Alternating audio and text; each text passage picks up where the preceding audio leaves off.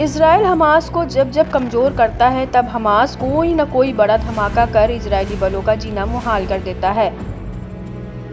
अब हमास के लड़ाकों ने गाजा के अलग अलग कोने पर फैले इजरायली बलों को तगड़ी चोट पहुंचाई। इजरायली अखबार हरतेज ने खुलासा किया कि Israeli chief of staff Herzi Halevi Hamas के हमले में बाल बाल बचे। दरअसल वह इजराइल के गाजा ऑपरेशन के सिलसिले में उत्तरी गाजा के दौरे पर थे। इस दौरान वह सैन्य कर्मियों के साथ जिस इमारत में रुके वहां पर हमास के लड़ाकों ने मिसाइल से हमला किया। दावा है कि अचानक हुए इस हमले में इजरायली सेना प्रमुख की जान बाल बाल बची। माना जा रहा है कि हमास लड़ाके अपने शीर्ष नेतृत्व की मौत का बदला लेने की पूरी ताक में थे। इसी कड़ी में हमास लड़ाकों ने अपने ऑपरेशन को अंजाम देने के लिए कई एडवांस हथियारों का इस्तेमाल किया। हमास की मिलिट्री विंग अल कस्साम ब्रिगेड ने इजरायली बलों के खिलाफ एक बड़ा अभियान चलाया।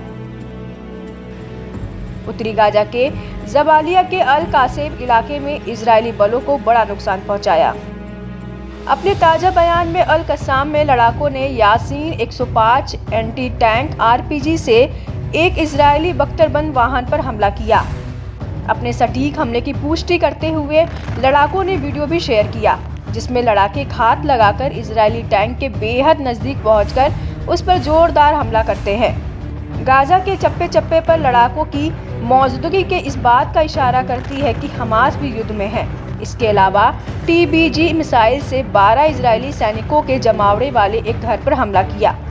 दावा है कि हमास के हमले में बड़ी संख्या में सैनिक हताहत हुए। अल कसाम ने खुलासा किया कि उसके लड़ाकों ने एक मरकवा टैंक को निशाना बनाने के लिए उच्च विस्फोटक उपकरण का इस्तेमाल किया। दरअसल 3 इजरायली सैनिक हमास लड़ाकों के हमले से बचने का प्रयास कर रहे थे।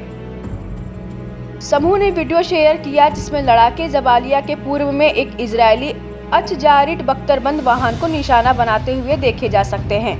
लड़ाकों की टारगेट पर सटीकता से इजरायली बलों को गाजा में अपना ऑपरेशन चलाने में बेहद मुश्किल आ रही है। अल कसाम ने इसी हफ्ते बेत लाहिया में 4 मरकवा टैंक, एक बख्तरबंद कार्मिक वाहक और 2 इजरायली सैन्य बुलडोजर को तबाह किया था। फिलिस्तीन इस्लामिक जिहाद के मिलिट्री विंग अल कुदस ब्रिगेड ने रफा के पूर्व में अबू जरार स्टेशन के पास हमलों को अंजाम दिया।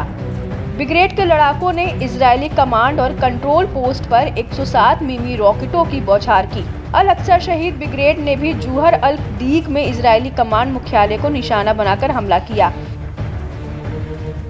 इस दौरान लड़ाकों ने कम दूरी के 107 mm रॉकेट से निशाना बनाया। दावा है कि पिछले कुछ दिनों में गाजा में हमास लड़ाकों की हलचल तेज हुई है, जिससे इजरायली बलों को बड़ा नुकसान उठाना पड़ रहा है। इससे पहले अल कुदस ब्रिगेड ने उत्तरी गाजा में एक इजरायली बख्तरबंद वाहन को नष्ट करने की जिम्मेदारी ली थी। वहीं इजरायली सेना ने गिवती ब्रिगेड में शॉकेट बटालियन के एक अधिकारी की हत्या की बात कबूली, जिसने 1 महीने पहले रफा में हुए धमाके में लगी चोटों के कारण दम तोड़ दिया था। अधिकारी 17 सितंबर की घटना में गंभीर रूप से घायल हुआ था, जिसमें 4 अन्य सैनिक भी घायल हो गए थे। कुछ दिन पहले एक इजरायली सैन्य प्रवक्ता ने हाल में एक अधिकारी और 3 सैनिकों की हत्या की पुष्टि की। साथ ही उत्तरी गाजा के जबालिया में चल रही लड़ाई के दौरान एक अन्य अधिकारी के गंभीर रूप से घायल होने की भी पुष्टि की। वहीं इजरायली सेना ने पुष्टि की कि पिछले 24 घंटों में गाजा में उसके 4 सैनिक घायल हुए हैं। इजरायली अखबार हारतेज ने पिछले महीने गाजा में इजरायली सैनिकों की मौतों में इजाफे को रिपोर्ट किया। इसकी मुख्य वजह इमारतों के भीतर विस्फोटक उपकरणों से धमाका था। अक्टूबर में गाजा में 17 इजरायली सैनिक मारे गए, जिनमें से 11 की मौत कथित तौर पर इमारतों के अंदर छिपे IED से हुई, न कि एंटी टैंक मिसाइलों से।